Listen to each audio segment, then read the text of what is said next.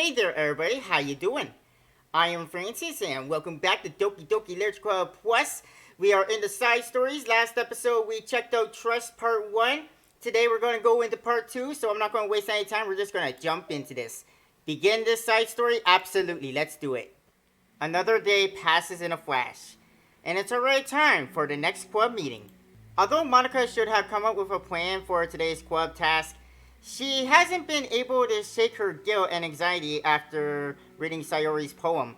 Oh yeah, last episode ended with Monika reading Sayori's poem, and it seemed kinda dark, kinda depressing. I'm so stupid. How did I let myself be the center of attention? Sayori's going through these kinds of feelings and I'm letting her comfort me instead of the other way around. What kind of club president does that? This whole time, I didn't think to ask about her own feelings. So much for the stupid vision. Sayori enters the club room with her usual smile. But upon seeing a downcast Monika, her smile quickly fades into an expression of concern. Monika? Is everything okay?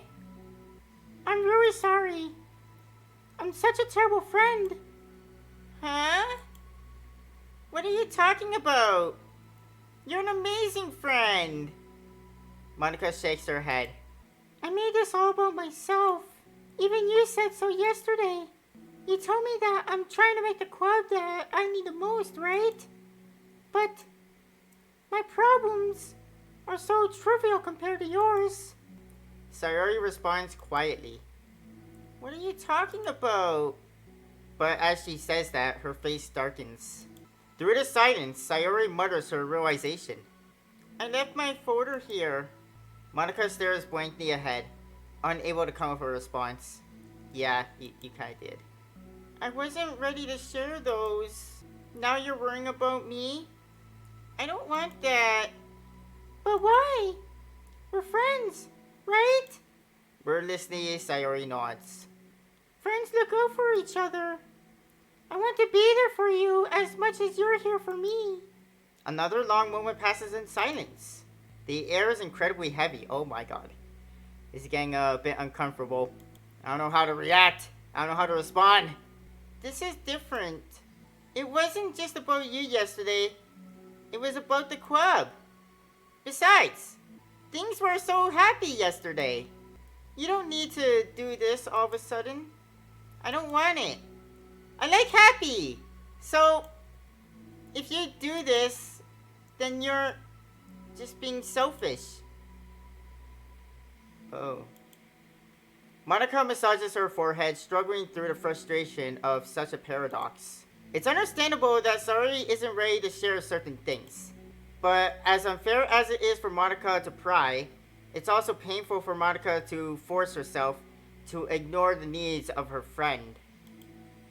I'm sorry I looked. I disrespected your privacy. No, I don't blame you for looking. You would have at least needed to check if it was mine. Yeah. Monika takes a deep breath. Okay. I understand that you don't want me to worry. And I think I'll be able to put this aside so that we can move on. But can you promise me something? Promise you what? Monika pauses to collect her thoughts. This is the Literature Club. It's a place for people who can express themselves in the ways that life normally doesn't allow them to. That's the vision. In fact, it's our vision. Right the way into your heart or whatever. So, I just want you to promise me that you'll remember that. It doesn't have to be right now. But I want to be here for you when you need it. I want us to be ourselves like that. Sayori smiles gently. I'll promise if you promise. Unable to help it, Monika returns Sayori's smile. I promise. There we go, happy again, yay! Me too! As the conversation closes, the mood in the room is lifted. Nice! Back to happy, bouncy fun times! With that behind them, it's time to proceed with the club activities. So, want to teach me about poetry? Huh? But what about recruitment? It's fine. We have plenty of time for that, don't we? But right now, I feel like I want to do this. I mean, I do have to fulfill my end of promise, you know. There's no way I could say no to that. You don't expect much, right? I do a lot of writing, but it's not like I'm a scholar or anything like that. That's fine. I think I just needed like some motivation. I never know where to start when it comes to writing poems. Starting isn't so hard. You kinda just need to write down your feelings and see where it takes you. Yeah, but that wouldn't come out any good. It's not supposed to. You're gonna have to fight your perfectionist mind on this one. You can just start by writing your feelings and see what kind of things it makes you think of. And then, you can turn your feelings into a little story. You can get your feelings down first, and then make it sound pretty later. It's not like building a railroad where you go from one end to the other. It's more like a collage, where you find all the things you want to put in, and then you arrange them in a pretty way. At least that's how I do it. It's not like it's the only way, but it's a really good way to not get stuck right at the beginning. I understand, I think. Yeah, I always get so caught up in how it sounds that I forget that what's actually important. Monika pulls out a pen and paper to start writing on. Stop being a perfectionist. You idiot! I'm just kidding. Monika scribbles, "Oh, you idiot," after she writes it down. No, keep it! What? Why? Are you calling me an idiot? No, of course not. But the point is that you're not supposed to police your feelings, right? Be as dramatic as you want. But I was just... well, yeah. Underneath that scribble, Monika rewrites "you idiot." She stares at the paper. Her words stare back at her. Staring contest between person and paper. Who's gonna win? Oh, excitement. It's kind of funny how I wrote down what I'm mad at myself for. And then I did the exact same thing anyways. This is really going to take some getting used to. I believe in you. You can do it. Thanks, I do too. Me, I mean. But also you, of course. Okay, that actually made me chuckle. Monika continues the exercise, jotting down her thoughts. Am I going to actually see the finished version? It's surprisingly quite a struggle to write without overthinking it. But after a while, with Sayori's guidance and encouragement, Monika's sheet of paper begins to look fairly lively, peppered with all of her random thoughts. Phew! Monika looks up and down at her sheet. Gosh, I feel so tense just looking at this. I hate it! But it's also kind of liberating. I can tell how hard you're trying. It makes me happy. I think you'll be good at writing poems. Hey, don't give me too much credit. I'd have to try really, really hard at it. But I think it's something that I'll enjoy doing. With you, of course. Sayori beams. I'll stop here, but we still have some time. Let's try to work on a new flyer for the club. I won't be so picky about the language. Yay, let's do it! Monika and Sayori proceed with their work. With each passing day, the two of them become more confident in the club. Not simply from their recruitment planning, but from their vision as well. As their bond strengthens, so does the essence of the literature club. Finally, they begin to truly feel it's only a matter of time before they find more members. I thought the last one also ended with them recruiting Yuri. Whatever happened to that? Maybe she just didn't ignore the flyer, I guess, or maybe she's still so caught up in her book she never noticed it. Another day passes. As usual, Monika is the first one to the club room. With her is a printout of the revised Literature Club flyer, complete with all the new ideas Monika and Sayori came up with. If only this was the flyer we gave to that one reading girl the other day. Yeah, I'm guessing Yuri's not coming. At least I'm assuming that's Yuri. I can't think of another reading person who is so, absorbed into that book. It's so much more attractive than the old one. But the new catchphrase is featured clearly in the center of the flyer. Write the way into your heart. Surely common sense would say that one writes from the heart, not into the heart. But the message being delivered is that one can use writing to discover themselves. Hopefully, Monika and Sayori had thought that it would be enough to garner some curiosity from students. Why do I feel so tense looking at this? Monika thinks back to the previous meeting when she performed the writing exercise. Was I always this bad at expressing myself? How am I supposed to be president if I can't even demonstrate what the club is supposed to be about? The literature club is truly beginning to take form. But with that, the weight on Monika's shoulders only becomes heavier. The debate club was always about rigid structure, formulating airtight points and counterpoints, and delivering them with conviction. It was about the person on the outside. That's why Monika was so good at it. It existed entirely within her realm of comfort. It's suffocating. I need to break through this mental wall. I need to learn to express myself. For real. Monika pulls out a sheet of paper and grabs her pen. She presses the tip of the pen firmly against the paper, but her hand doesn't move. Instead, a tiny blot of ink collects around the tip of her pen. Hey, Renata Monika's writing tip of the day. I think that was the second day? No, it was the first day, because the second day was breaking the...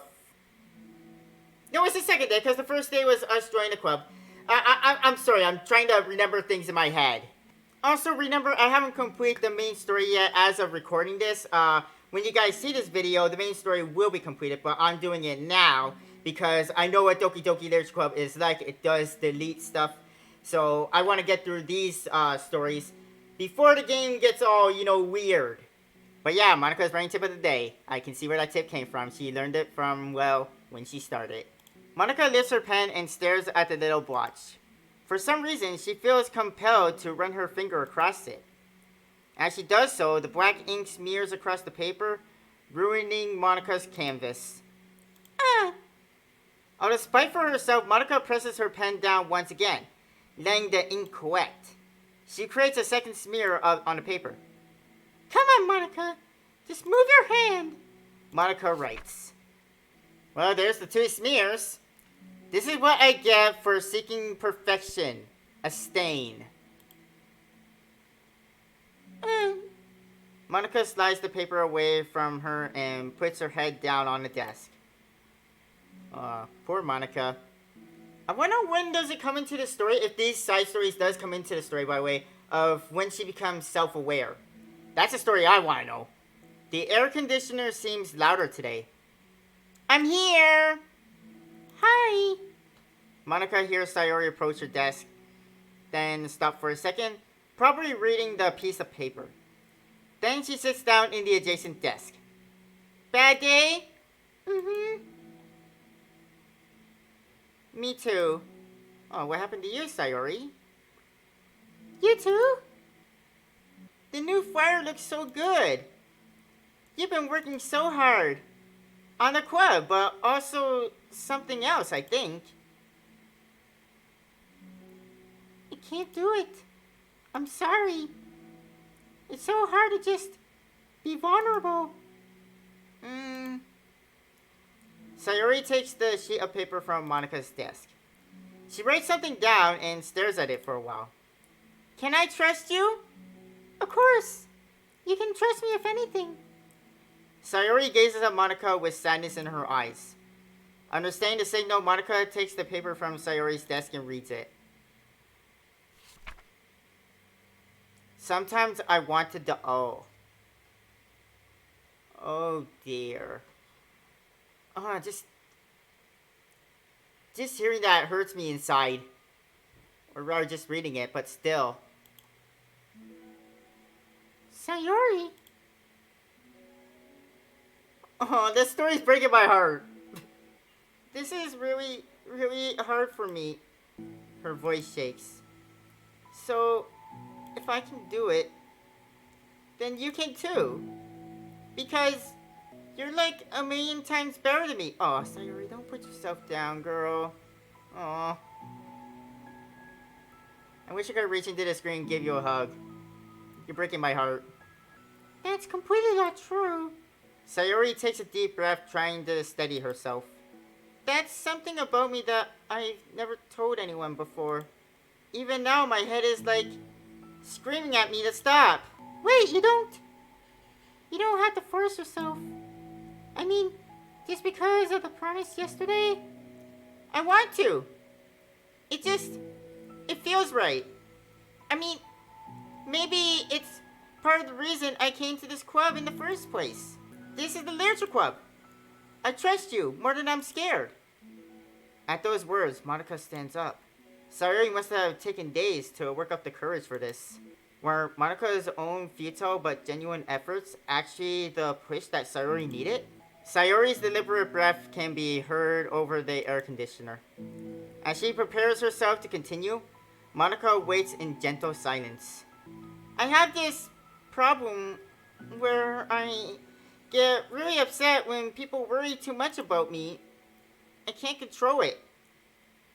I can actually understand that. I'm actually the same way. So, in that boat, we're two of a kind, Sayori. It's like, why waste your energy worrying about me when you can just be happy instead? So I never tell anyone about these kinds of thoughts that I have. It's so much easier to smile and help everyone else be happy. But that's terrible. That's what Monika wants to say, but she stops herself in fear of saying the wrong thing. It's just that if everyone knew about it, they wouldn't treat me the same anymore. Like, whenever I'm not smiling, everyone would worry about me and ask me what's wrong. I know that because I used to be like that. Sayori pauses, seeming to recall something in the past. I just want everyone to be happy. That's the most important thing to me. And letting people look inside my head doesn't bring happiness to anyone. Sayori pauses again, her solemn expression making her look almost like an entirely different person. How did you find the courage to tell me this? You're not worried that I'll be one of those people too? I am worried. Part of me really hates myself for doing this. But another part of me, I think, just felt like it would be different this time. Whenever we talk about what the club is supposed to mean, I kept feeling like it was right for me to do. Especially after you've been trying so hard to express yourself. It just made me feel like I could say it in confidence. And our friendship doesn't have to change any. It's so silly. The club is only 2 people, but it already means this much to me. Monika feels a tightening sensation in her heart. A feeling of connection as Sayori's emotions radiate between them. Me too. I was so lost until you showed up. You're so brave, Sayori. You're so strong and brave. I don't even compare. Monika steps forward. But if nothing else, I can at least offer you some hug energy, if you like. Aww.